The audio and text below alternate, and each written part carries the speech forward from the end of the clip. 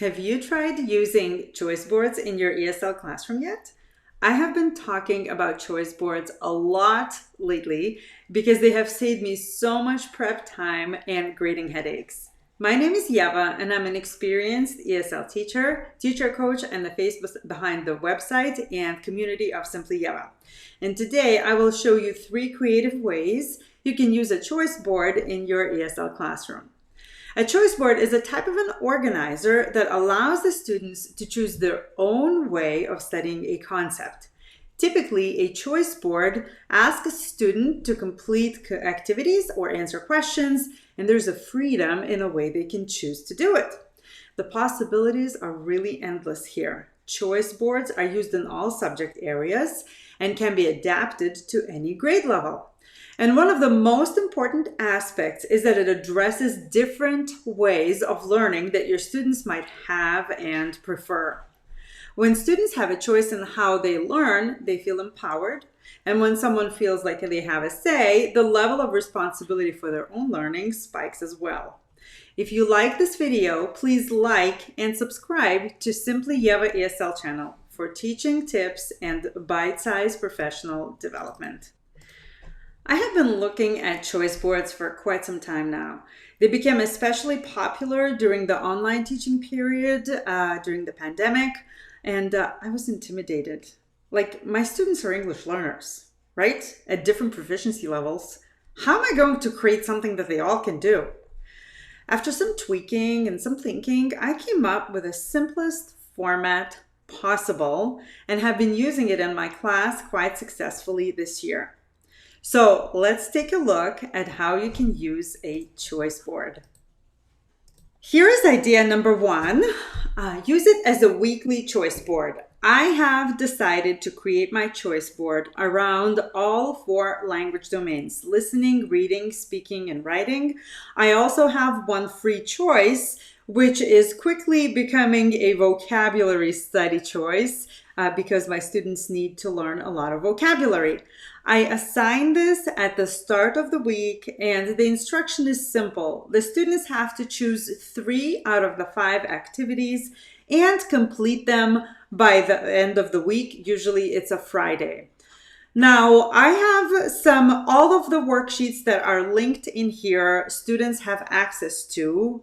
In this choice board, as you see, I have linked them right in the choice board. I quickly understood that the best way to do it is to link all of the necessary worksheets inside Google Classroom so that all of the assignments are in one place.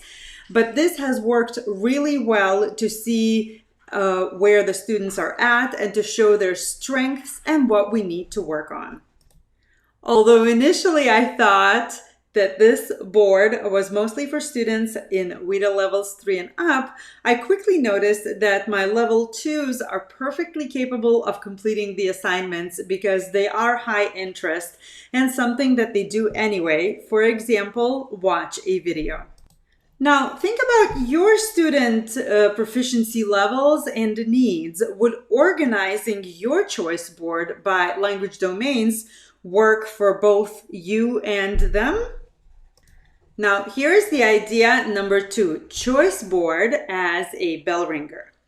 You assign the entire board to the students, but every day they choose an activity to do at the start of the class to get their brain in action.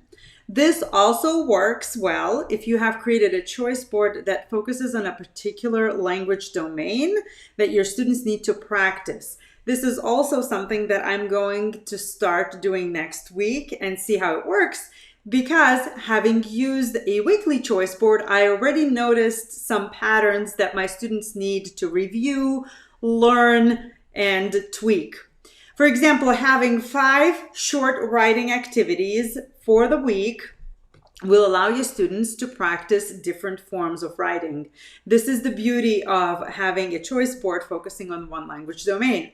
They will get to choose which one as long as they complete all 5 for the week.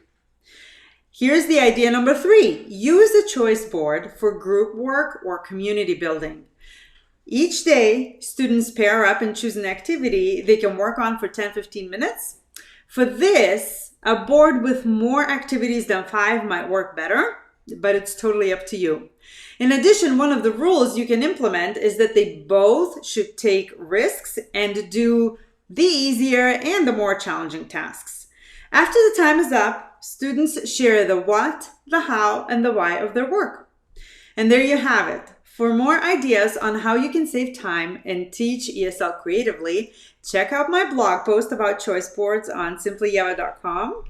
Even more, I have created a choice board with ready-made accompanying worksheets just for you. You can grab that in my Teachers Pay Teachers store. I have included the links to both the blog post and TPT right underneath this video to get you started. If you like this video, make sure to like and subscribe to my channel. And thanks so much for watching. Until next time.